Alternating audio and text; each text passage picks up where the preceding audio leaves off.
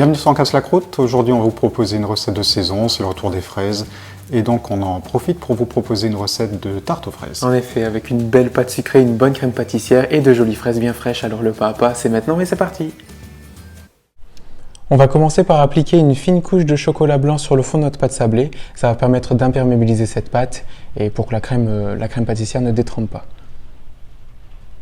Donc ça s'appelle chablonné, ça se fait ici avec du chocolat blanc parce qu'il n'y aura pas d'autre cuisson tout simplement. Et on va donc pouvoir préparer la crème. Donc on a 2 œufs entiers et un jaune, du lait, le sel, la vanille, du sucre, de la maïzena et du beurre. On va commencer par mettre les œufs dans le cul de poule. Donc les 2 œufs entiers et le jaune.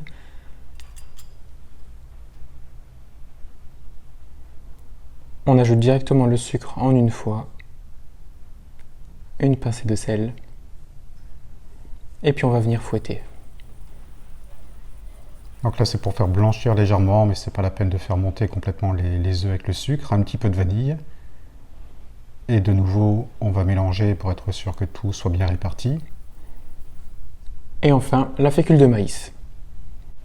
Comme toujours, on va bien mélanger pour que le mélange soit bien homogène.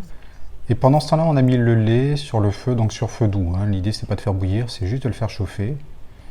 Quand il est chaud, on en met à peu près la moitié dans le mélange œuf, sucre, fécule pour bien mélanger, bien homogénéiser, et on remet le tout dans la casserole. À partir de ce moment-là, on va faire cuire la crème pâtissière, donc il faudra remuer au fouet sans arrêter. Si on arrête, on risque d'avoir le fond qui se met à brûler, donc il faut vraiment faire attention à ça. Elle va épaissir doucement comme ici.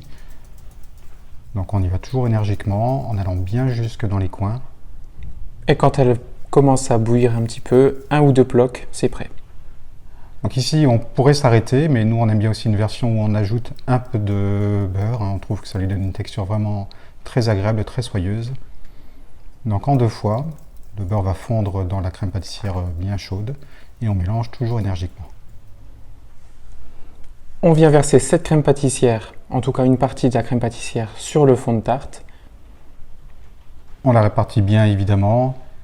Et puis on va faire maintenant quelque chose qui est optionnel. Alors pour cela, on aura besoin de purée de fruits rouges, du sucre en poudre et un peu de pectine. On va mettre en fait le mélange sucre-pectine directement dans la purée de fruits rouges jusqu'à une petite ébullition.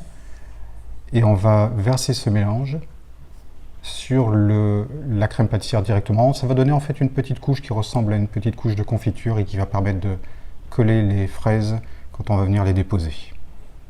On vient récupérer nos fraises qu'on a coupées en 2. Donc il est important d'avoir les ingrédients bien prêts. Il faut que la préparation aux fruits commence déjà à figer. C'est ce qui permettra de tenir les fraises. Et on vient les placer debout. C'est une possibilité évidemment. Donc là, vous voyez qu'on a fait plusieurs cercles dans le même sens. Bon, faites-vous plaisir sur la décoration. Et voilà une belle tarte aux fraises. On espère que cette recette de tarte aux fraises vous aura plu. Sachez qu'on a encore pas mal de recettes sucrées et salées sur la chaîne. Alors abonnez-vous vite sur YouTube, Facebook et Instagram. À bientôt.